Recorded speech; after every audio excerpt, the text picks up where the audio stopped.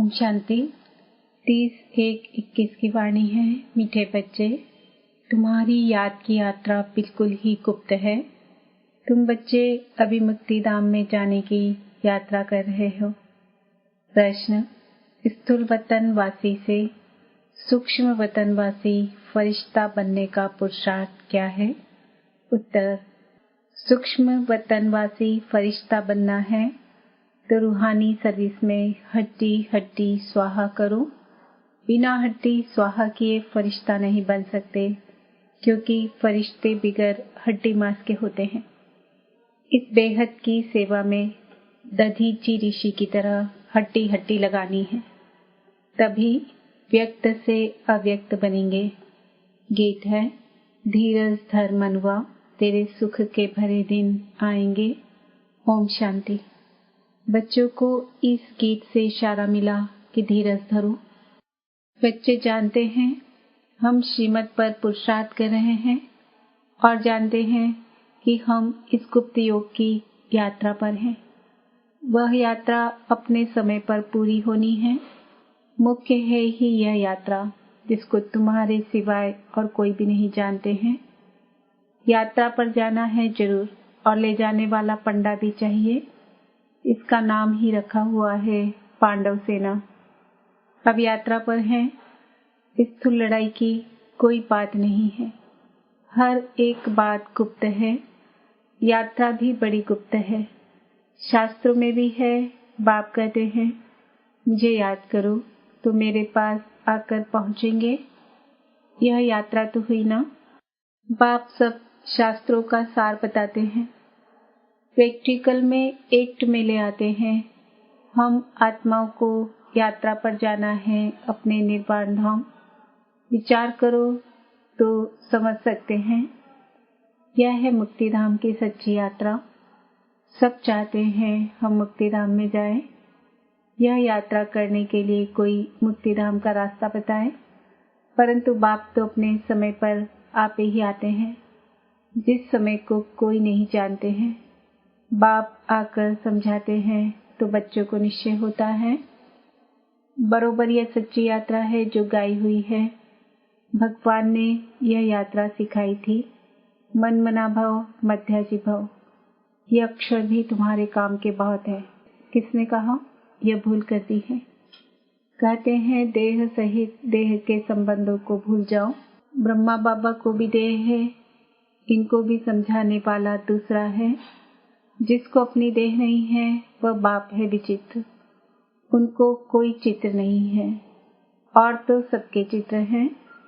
सारी दुनिया चित्रशाला है। विचित्र और चित्र अर्थात जीव और आत्मा का यह मनुष्य स्वरूप बना हुआ है, तो वह बाप है विचित्र। समझाते हैं मुझे इस चित्र का आधार लेना पड़ता है। बरोबर शास्त्रों में है। भगवान ने कहा था, जबकि महाभारत लड़ाई भी लगी थी, राजयोग सिखाते थे। जरूर राजाई स्थापन हुई थी। अभी तो राजाई है नहीं। राजयोग भगवान ने सिखाया था नई दुनिया के लिए, क्योंकि विनाश सामने खड़ा था। समझाया जाता है ऐसा हुआ था जबकि स्वर्ग की स्थापना हुई थी। वह लक्ष्मी नारायण का राज्य स्थापन हुआ था। अभी तुम्हारी बुद्धि में है सतयुग था, अभी कलयुग है। फिर बाप वही बातें समझाते हैं। ऐसा तो कोई कह न सके कि मैं परम धाम से आया हूँ तुमको वापस ले जाने। परम पिता परमात्मा ही कह सकते हैं ब्रह्मा द्वारा, और किसके द्वारा भी कह नहीं सकते। सूक्ष्म वतन में है ही ब्रह्मा विष्णु शंकर। ब्रह्मा के लिए भी समझाया है कि वह है अव्यक्त ब्रह्मा और यह है व्यक्त। तुम अभी फरिश्ता बनते हो। फरिश्ते स्थूल वतन में नहीं होते। फरिश्तों को हड्डी मांस नहीं होता है। यहाँ इस रूहानी सर्विस में हड्डी आदि सब खलास कर देते हैं, फिर फरिश्ते बन जाते हैं। अभी तो हड्डी है ना। यह भी लिखा हुआ है, अपनी हड्डियां भी सर्विस में दे दी। गोया अपनी हड्डियां खलास करते हैं। स्थूल वतन से सूक्ष्म वतन वासी बनना है। यहाँ हम हड्डी देकर सूक्ष्म बन जाते हैं। इस सर्विस में सब स्वाहा करना है। याद में रहते रहते हम फरिश्ते बन जाएंगे। यह भी गाया हुआ है, मिरुआ मौत मलुक का शिकार। मलुक फरिश्ते को कहा जाता है। तुम मनुष्य से फरिश्ते बनते हो, तुमको देवता नहीं कह सकते। यहाँ तो तुमको शरीर है ना। सूक्ष्म वतन का वर्णन अभी होता है। योग में रह फिर फरिश्ते बन जाते हैं। पिछाड़ी में तुम फरिश्ते बन जाएंगे। तुमको सब साक्षात्कार होगा और खुशी होगी। मनुष्य तो सब काल का शिकार हो जाएंगे। तुम्हारे में जो महावीर है वह तो अटल रहेंगे। बाकी क्या क्या होता रहेगा। विनाश की सीन तो होनी है ना। अर्जुन को विनाश का साक्षात्कार हुआ। एक अर्जुन की बात नहीं है। तुम बच्चों को विनाश और स्थापना का साक्षात्कार होता है। पहले पहले बाबा को भी विनाश का साक्षात्कार हुआ। उस समय ज्ञान तो कुछ था नहीं। देखा सृष्टि का विनाश हो रहा है। फिर चतुर्भुज का साक्षात्कार हुआ। समझने लगे यह तो अच्छा है। विनाश के बाद हम विश्व के मालिक बनते हैं तो खुशी आ गई। अब ये दुनिया नहीं जानती कि विनाश तो अच्छा है ना। पीस के लिए प्रयत्न करते हैं, परंतु आखिरी विनाश तो होना है। याद करते हैं पतित पावन आओ, तो बाप आएंगे जरूर। आकर पावन दुनिया स्थापन करेंगे जिसमें हम राजाई करेंगे। यह तो अच्छा है ना। पतित पावन को क्यों याद करते हैं? क्योंकि दुख है। पावन दुनिया में देवताएं हैं, पतित दुनिया में तो देवताओं के पैर आ नहीं सकते। तो जरूर पतित दुनिया का विनाश होना चाहिए। गाया हुआ भी है, महाविनाश हुआ। उसके बाद क्या होता है? एक धर्म की स्थापना सो तो ऐसे होगी ना। यहाँ से राजयोग सीखेंगे, विनाश होगा। बाकी भारत में कौन बचेगा? जो राजयोग सीखते हैं, नॉलेज देते हैं, वही बचेंगे। विनाश तो सबका होना है, इसमें डरने की बात नहीं।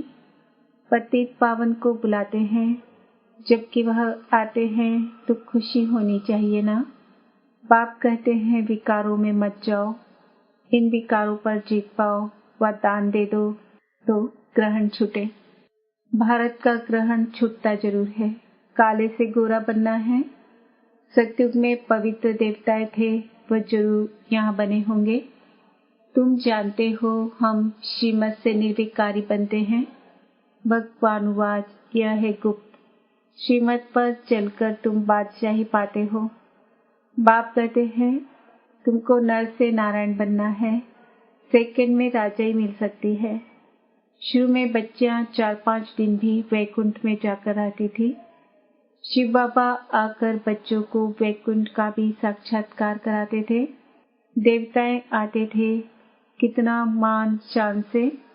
तो बच्चों को दिल अंदर लगता है बरोबर गुप्त वेश में आने वाला बाप हमको समझा रहे हैं। ब्रह्मा तन में आते हैं। ब्रह्मा का तन तो यहाँ चाहिए ना। प्रजापिता ब्रह्मा द्वारा स्थापना। बाबा ने समझाया है, कोई भी आते हैं तो उनसे पूछो किसके पास आते हो? पी के पास। अच्छा, ब्रह्मा का नाम कभी सुना है? प्रजापिता तो है ना। हम सब उनके आकर बने हैं। जरूर आगे भी बने थे। ब्रह्मा द्वारा स्थापना तो साथ में ब्राह्मण भी चाहिए। बाप ब्रह्मा द्वारा किसको समझाते हैं? शूद्रों को तो नहीं समझाएंगे। यह है ब्रह्मा मुख वंशावली ब्राह्मण। शिव बाबा ने ब्रह्मा द्वारा हमको अपना बनाया है। ब्रह्मा कुमार कुमारियां कितने ढेर हैं, कितने सेंटर्स हैं। सब में ब्रह्मा कुमारियां पढ़ाती हैं। यहाँ हमको दादे का वर्षा मिलता है। भगवानुवाच तुमको राजयोग सिखाता हूँ। वह निराकार होने कारण इनके शरीर का आधार लेकर हमको नॉलेज सुनाते हैं। प्रजापिता के तो सब बच्चे होंगे ना। हम हैं प्रजापिता ब्रह्मा कुमार कुमारियां। शिव बाबा है दादा, उन्होंने अडॉप्ट किया है। तुम जानते हो हम दादे से पढ़ रहे हैं ब्रह्मा द्वारा। ये लक्ष्मी नारायण दोनों स्वर्ग के मालिक है ना। भगवान तो एक ऊंचते ऊंच निराकार ही है। बच्चों को धारणा बड़ी अच्छी होनी चाहिए। पहले पहले समझाओ, 2 बाप है भक्ति मार्ग में। स्वर्ग में है एक बाप। पारलौकिक बाप द्वारा बादशाही मिल गई, फिर याद क्यों करेंगे? दुख है ही नहीं जो याद करना पड़े। गाते हैं दुख हरता सुख करता, वह अभी की बात है। जो पास्ट हो जाता है उसका गायन होता है। महिमा है एक की, वह एक बाप ही आकर पतितों को पावन बनाते हैं। मनुष्य थोड़े ही समझते हैं, वह तो पास की कथा बैठ लिखते हैं। तुम अभी समझते हो बरोबर बाप ने राजयोग सिखाया, जिससे बादशाही मिली। 84 का चक्र लगाया, अभी फिर हम पढ़ रहे हैं। फिर 21 जन्म राज्य करेंगे, ऐसा देवता बनेंगे। ऐसे कल्प पहले बने थे। समझते हो हमने पूरा 84 जन्मों का चक्र लगाया। अब फिर सत्युग त्रेता में जाएंगे, तब तो बाप पूछते हैं आगे कितनी बार मिले हो। यह प्रैक्टिकल बात है ना। नया भी कोई सुने तो समझेंगे 84 का चक्र तो जरूर है। जो पहले वाले होंगे उनका ही चक्र पूरा हुआ होगा। बुद्धि से काम लेना है। इस मकान में, इस ड्रेस में बाबा, हम आपसे अनेक बार मिलते हैं और मिलते रहेंगे। पतित से पावन, पावन से पतित होते ही आए हैं। कोई चीज सदैव नई ही रहे, यह तो हो नहीं सकता। पुरानी जरूर बनती है। हर चीज सतो रजो तमो में आती है। अभी तुम बच्चे जानते हो नई दुनिया आ रही है, उसको स्वर्ग कहा जाता है। यह है नर्क, वह है पावन दुनिया। बहुत पुकारते हैं, है पतित पावन, हमको आकर पावन बनाओ, क्योंकि दुख जास्ती होता जाता है ना। परंतु यह समझते नहीं कि हम ही पूज्य थे, फिर पुजारी बने हैं। द्वापर में पुजारी बने, अनेक धर्म होते गए, बरोबर पतित से पावन, पावन से पतित होते आए हैं। भारत के ऊपर ही खेल है। तुम बच्चों को अब स्मृति आई है। अब तुम शिव जयंती मनाते हो, बाकी और कोई शिव को तो जानते ही नहीं है। हम जानते हैं, बरोबर हमको राजयोग सिखलाते हैं। ब्रह्मा द्वारा स्वर्ग की स्थापना हो रही है। जरूर जो योग सीखेंगे, स्थापना करेंगे, वह फिर राज भाग्य पाएंगे। हम कहते हैं बरोबर हम कल्प कल्प बाप से यह राजयोग सीखे हैं। बाबा ने समझाया है। अभी यह 84 जन्मों का चक्र पूरा होता है, फिर नया चक्र लगाना है।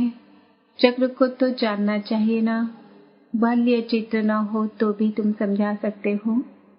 यह तो बिल्कुल सहज बात है। बरोबर भारत स्वर्ग था, अब नर्क है। सिर्फ वह लोग समझते हैं कलयुग अर्जुन बच्चा है। तुम कहते हो यह तो कलयुग का अंत है, चक्र पूरा होता है। बाप समझाते हैं, मैं आता हूँ पतित दुनिया को पावन बनाने। तुम जानते हो हमको पावन दुनिया में जाना है। तुम मुक्ति, जीवन मुक्ति धाम, शांति धाम, सुख धाम और दुख धाम को भी समझते हो, परंतु तकदीर में नहीं है, तो फिर ये ख्याल नहीं करते कि क्यों न हम सुख धाम में जाएं। बरोबर हम आत्माओं का घर वह शांति धाम है। वहाँ आत्मा को ऑर्गन्स ना होने के कारण कुछ बोलती नहीं है। शांति वहाँ सबको मिलती है। सत्युग में है एक धर्म, यह अनादि अविनाशी वर्ल्ड ड्रामा है जो चक्र लगाता ही रहता है। आत्मा कभी विनाश नहीं होती है। शांति धाम में भी थोड़ा समय ठहरना ही पड़े, यह बहुत समझ की बात है। कलयुग है दुखधाम, कितने अनेक धर्म हैं, कितना हंगामा है। जब बिल्कुल दुखधाम होता है तब ही पाप आते हैं। दुखधाम के बाद है फूल सुखधाम। शांति धाम से हम आते हैं सुखधाम में, फिर दुखधाम बनता है। सत्युग में संपूर्ण निर्विकारी, यहाँ है संपूर्ण विकारी। यह समझाना तो बहुत सहज है ना। हिम्मत चाहिए, कहाँ भी जाकर समझाओ। यह भी लिखा हुआ है, हनुमान सत्संग में पीछे जूतियों में जाकर बैठता था, तो महावीर जो होंगे वह कहाँ भी जाकर युक्ति से सुनेंगे, देखें क्या बोलते हैं। तुम ड्रेस बदलकर कहाँ भी जा सकते हो उनका कल्याण करने। बाबा भी गुप्त वेश में तुम्हारा कल्याण कर रहे हैं ना। मंदिरों में कहाँ भी निमंत्रण मिलता है तो जाकर समझाना है। दिन प्रतिदिन तुम होशियार होते जाते हो।